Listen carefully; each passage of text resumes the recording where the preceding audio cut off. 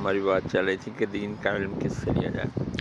Recent time میں نا پچھلے کچھ سالوں سے تو زیادہ ہی زور پکڑ گیا ہے کہ کوئی بندہ اٹھتا ہے کہتا ہے اس آیت کا جو مطلب میں نے سمجھا نا یہ کسی اور کو پہلے امت میں سمجھ نہیں آیا۔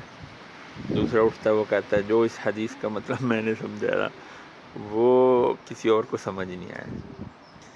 یہ بات اپنے پلے باندھ لیں کہ جو یہ بات کہتا ہے نا وہ سب سے بڑی دلیل ہے اس کے رانگ نمبر ہونے کی۔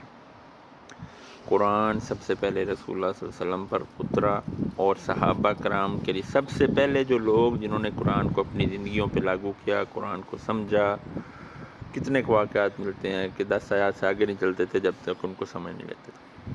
تو اگر وہ مطلب انہوں نے نہیں نہ سمجھا تو جو آج کا یہ ڈھونگی سمجھ رہا ہے وہ بالکل رانگ نمبر ہے۔ جو کوئی کسی آیت کا کسی حدیث کا مطلب سمجھاتا ہے اسے کہیں بھائی بتاؤ یہ صحابہ کرام تک اس بات کو لے جاؤ، بتاؤ ہمیں سند بتاؤ یہ کون سے صحابی نے یہ عمل کیا، یہ اس آیت کا یہ مطلب لیا۔ سمجھ رہے ہیں؟ کوئی اٹھتا ہے وہ کہتا ہے جی یہ قرآن میں جو آیت ہے رضی اللہ عنہم ورضوان وہ جی صرف فتح مکہ سے پہلے والوں کے لیے، وہ جی فلاں 6 صحابیوں کے لیے نہیں ہے۔ او بھائی تمہاری کیا اوقات، یہ تم نے کہاں سے سمجھ لیا؟ ہمیں بتاؤ کہ اس کا یہ جو تم مطلب لے رہے ہو یہ صحابہ کرام میں سے کس نے لیا؟ رسول اللہ نے کیا فرمایا؟ خیر الناس قرنی، کہ سب سے بہترین لوگ میرے لوگ ہیں، صحابہ کرام رضوان اللہ علیہم، ثم الذین، پھر اس کے جو بعد کے زمانے والے ہیں، ثم الذین یلونہم، پھر جو اس کے بعد یعنی صحابہ تابعین تبع تابعین، یہ کو 300 سال شاید بنتے ہیں۔ بتاؤ کہ ان میں سے صحابہ میں سے ان کے شاگردوں میں سے یا آگے ان کے شاگردوں میں سے کس نے یہ اس آیت کا یہ مطلب لیا؟ اگر نہیں لیا تو تم رانگ ہو۔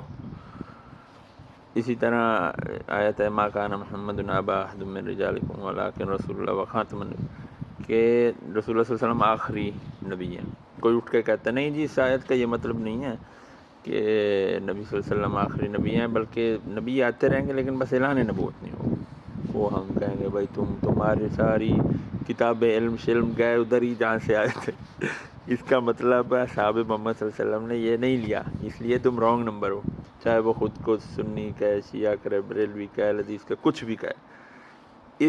اپنی اس فہم کو وہ پہنچائے نبی صلی اللہ علیہ وسلم تک، پھر ہم اس کی بات کو دیکھیں گے۔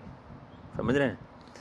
اکثریت کوئی دلیل نہیں، وہ کہتے فلاں کے پیچھے بھی بڑے فالوور ہیں، کوئی دلیل نہیں ہے۔ یہ مسلمہ کذاب کے ساتھ کتنے تھے جنہوں نے صحابہ کے ساتھ جنگیں کی؟ اسود انسی، یہ سارے جھوٹے تھے، کذاب تھے، جھوٹے نبوت کے دعویٰ دار تھے۔ اور نبی صلی اللہ علیہ وسلم نے کیا فرمایا؟ سیکون فی آخر امتی اناس، میری امت کے آخر میں ایسے لوگ ہوں گے ایسی باتیں کریں گے جو نہ تم نے سنی ہوگی نہ تمہارے باپ دادا نے، تو بس ان سے بچ کے رہنا، آپ بھی بچ کے رہیں۔